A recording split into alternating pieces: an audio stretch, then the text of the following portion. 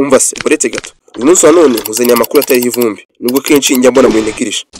Gusa uyu munsi pay attention. Wari uzi ko ushobora kwinjiza byibuze hagati y'amafaranga 3,000 n'ibihumbi 5,000 ku munsi by'amafaranga y'u Rwanda, ariko kandi washoye igihe gusa. Ubaye ufite akazi ugakora iyi business yawe gukora mu buryo bwa side hustle. Kwatabisobanukiwe, side hustle ni akazi kunganira kandi kazi wari ufite. Ariko kandi ubaye udafite akazi we byaba bigiye kuba byiza kurushaho, kuko task ugomba gucompletinga cyangwa se gukora ziri unlimited. Ntago ari bya bindi ukora task ebyiri ku munsi kandi nazo zikagaruka mu cyumweru gitaha, ugasanga ukorera amadolari 5 akazaza mu mezi 3. Reka no kukwicisha amatsiko. Uyu munsi wa none tujye kuganira kuri project rwandapromoters.com. Nivugira izina birumvikana kuri website. Ikitonderwa, niba wumva ushaka ko umushabitsi wagafashe successful entrepreneur, andika ijambo muri comment section ati ndahari, kandi na like hanyuma dukomeze. Biragoye ko wabona video kuri icano itayatanzwe comment y'uburyo ki biba bigoranye kubikuza amafaranga wakore online kandi yakuvuna, bikaza kurangira nayo kuyabona bibaye kandi kazi. Reka nkwibira akabanga, rwandapromoters.com yusuko bimeze, kuko yuba wemereye kubikuza kuri MTN mobile money yawe, ariko kandi no kuri Airtel money birakunda.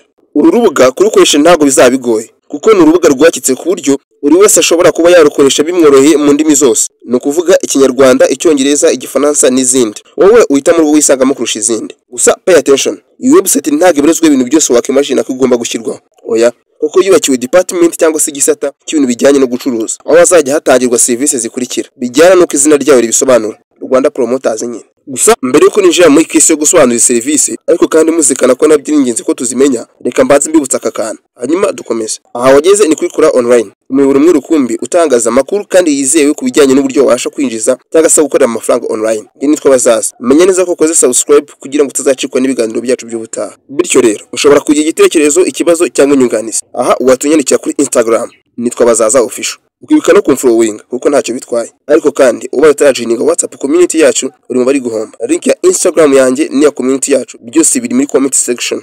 Reka nizere ko tukiri kumwe. Ngandika ijambo dukomeze muri comment section. Umva se noneho twakomeza kuri izo service. Impamvu ngiye kuzivuga nuko ejo tugomba gukuramo akazi, bityo akabe naho twinjiriza ayo mafaranga. Kimwe cyo munyemerere nzivuge nsobanura n'uburyo ki tugomba kuzinjirizamo amafaranga. Reka tujye mbere mu kiganiro. Twa tugeze ku ngingo yo gutondagura no gutatura services zigomba gutangirwa muri website. Bwa mbere nuko amamaza ibicuruzwa runaka, amaresitora, shop, kenkeyori, salo, ibigo by'abikorera, amashuri, amavuriro, ibibanza, amazu akodeshwa n'agurishwa, udukiriro, yaba udukora ibikoresho byo mu nzu, intebe, utubati, ibikoni bigezweho n'ibindi. Izi zirimo services zigomba gutangirwa kuri website. Ariko kandi uzirikana ko impamvu ngomba kuzikubwira arizo zizaba zifite uruhare runini mu bijyanye na network cyase n'imikorere y'iyi website. Zidahari nta kazi. Bivuze ngo ku mpande zombi yaba umukiriya n'umuyuza bahujirwaho n'izi service. Impamvu ngomba kubanza kuzimenya kugira ngo uze kubasha gusobanukirwa neza uburyo izi mpande zombi zigomba kuzajya zinjiza muri service, yaba ugura service ndetse n'uzigurisha.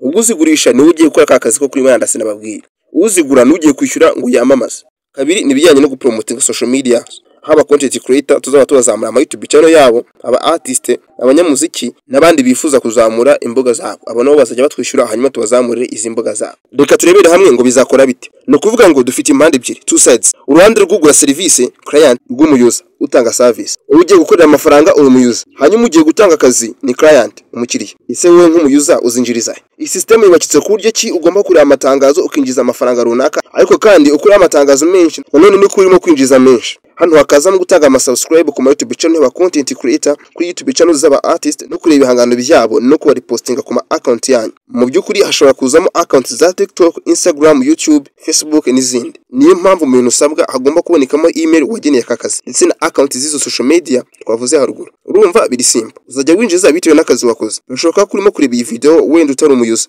ahubwo uri umukiriya w'uyu munsi cyangwa se wahazaza. Wowe icyo usabwa na amafaranga nta kindi, ubundi ukuzuza ibisabwa ugapromotinga business yawe. Ndatekereza nibura 30% by'iyi business birasobanutse. Ikibazo gisigaye ni gutangira ni gute. Nagira ngo nkubwire ko urubuga none rutari rwajya ku isoko, kuko duteganya kuronshinga mu kwezi gutaha, ariko ibi bikaba bibaye nta gihindutse. Maginga yatuvugana turi muri finishing process. Gusa ikibabaje nuko hafi ya mwese bisa nkaho mwanigije information twatanze muri video iheruka, hanyuma mukanga kujoininga iriya group ya Facebook n'ubu yari mu magerageza. Ariko nagira ngo nkubwire ko ubwo tuzaba twarucinze urubuga, abajoininze group bwa mbere kuri online official bazahabwa reward mbere yuko bagira ikintu na kimwe bakora. Ubwo rero niba utemo kujoininga abandi bashabitse uzaba uri mu bari guhomba. Gusa n'abantu mwifuza gushyira imigabane muri iyi projet muhaye ikaze. By'umwihariko mwanyandikira kuri Instagram yanjye Bazaza Official. Burya rero ntago twakanga abantu badusapotinga kuko iri muri business zigiye kuzamuka mu minsi iri imbere bijyanye n'uko abanyarwanda rero bagiye kujya babona service bahaburiye. Ubwo rero uramutse ukize itafari rigiye kuri project urumva ko utabukoreye zero. By'umwihariko nkaba nsoza nsaba buri wese wabonye iyi video, yaba wumva yaba umukiriya, yaba wumva yabarizwa ku ruhande rw'abakiriya cyangwa se waba yumva yabarizwa ku ruhande rw'abatanga service, mwese musabwe kujoiningira group ya Facebook kuri Online Official, link iri muri comment section y'iyi group.